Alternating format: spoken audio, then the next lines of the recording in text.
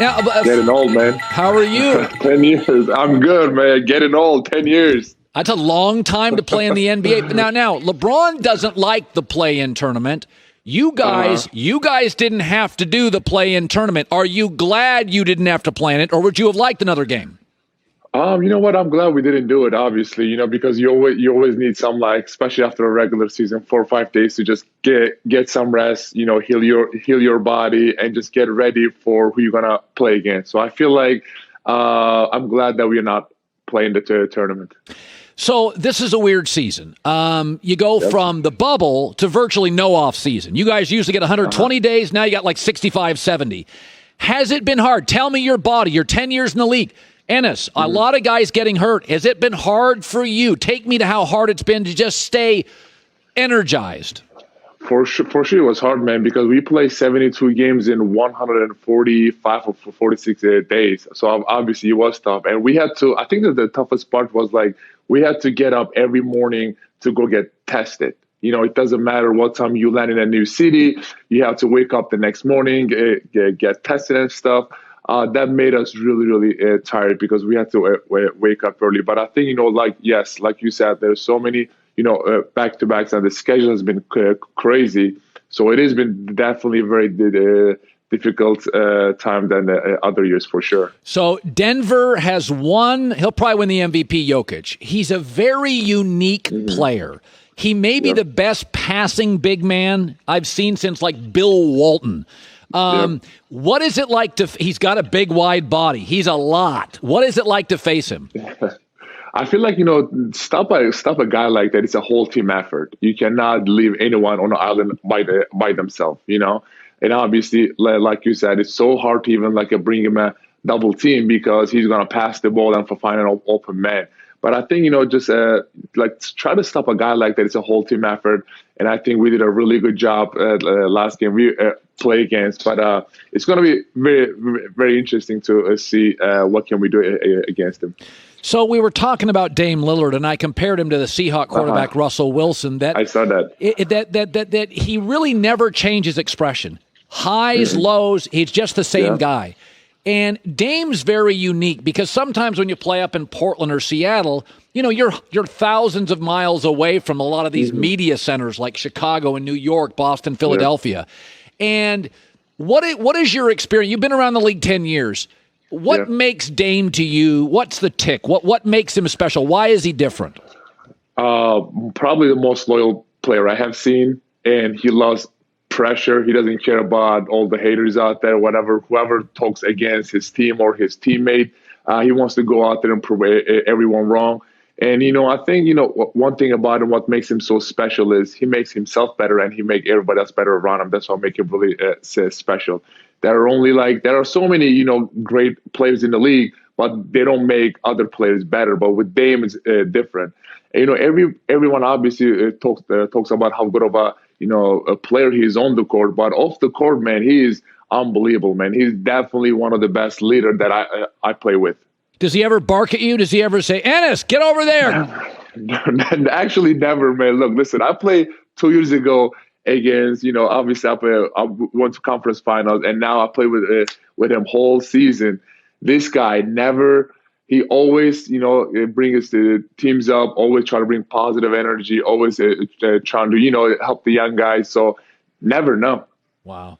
So let's be honest. The Celtics, I watched them last night. Now they're in a playoff game. First of all, they don't have any size. Let's be honest. They don't have any size. They're small. They could sure use Enes Kanter. They're small.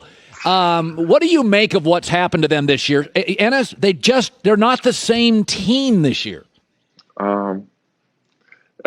Very good question.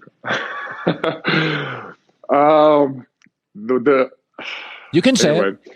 What I will say is obviously, they had so many injuries, man. Especially after losing Jaylen Brown, obviously Jaylen was a huge part of what they were doing, and after obviously trading Daniel Tice, it was tough for them to just go against someone big like Joel Embiid or maybe Jokic or someone who has a great big and have size. But I think I mean, they have so many injuries, man.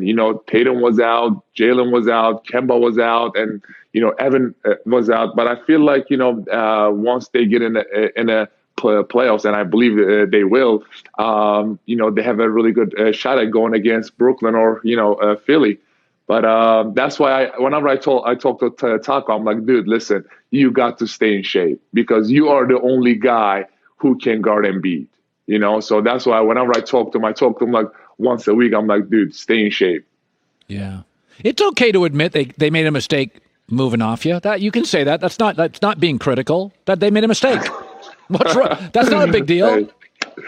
Hey, it's a business. You need to understand. So I got I had an amazing time there. That's the only thing I wish. I wish him the best. But if this was like a 3 years ago, Enes, it will be a very different kind of answer. But once you are getting all in this league, you learn. Right. I get it. By the way, so what is the one team? Give me. I mean, the West is very good. The West is better than the East. Is there a team, and maybe it's Denver, is there a team, you guys open up your series against the Nuggets on Saturday, and I'll be watching that. Mm-hmm. That's a very good series. What team do you like your matchup, or is there a team that, for you in Portland, that gives you a little trouble? I mean, the West got so many, nobody talks about Utah. Yeah. Nobody talks, exactly. and I'm like, Rudy Gobert, Donovan Mitchell, great coach. Yeah. Why doesn't anybody talk about Utah? I know. Hey, I feel like Utah they have a really good team, man. I mean, their bench is good, obviously, with, Clarkson and the Ingles and the Favors. I think they have a really good coaching staff. Yes, I think Utah could be a very, very big trouble for everyone. The Suns surprise me, but they're not scaring me at all, but I think, when I look at the West, I'm trying to think of, obviously, Lakers, when they're healthy, they're going to be up there. Trying to think who else is. Clippers going to be dangerous. But I think, one thing we do, I remember like what coach told us in the locker room. I'm like, so many teams out there trying to win a game or lose a game to match up with a better team or easier team. Coach said, don't mess with the game. Just go out there, try to win every game. And, good things gonna come and find us. Now we're playing against Denver. And I think it's a really good matchup for us. No question. You guys can score on the front line. Got a great backcourt. Mm-hmm. Enes Kanter of the Blazers, 10 years in the NBA. Love having you on. You're very honest about Boston. That is, I like when you're honest about that. It's okay to admit they screwed up and let you go. That's okay. I love Boston, man. I never, listen. I love Boston. I had an amazing time. I mean, we made the conference finals. That's right. We made the conference finals. We had an amazing run. And I love the guys over there, Taco, Kemba, Tatum, Jalen, Marcus. So they're like my brothers. But, hey, it's business at the end. And guess what? It worked out amazing for me. I came here, played 72 games, average double-double, play with amazing players like Melo, CJ, Dame and stuff. So it worked out really well for me. So I'm not complaining at all. Good for you. Good seeing you again, man. Always good to see you, man. Big fan of your show, always. All right. Enes Kanter of the Portland Trailblazers. Hi, everybody. Thanks for watching. Subscribe here to get the latest from the show.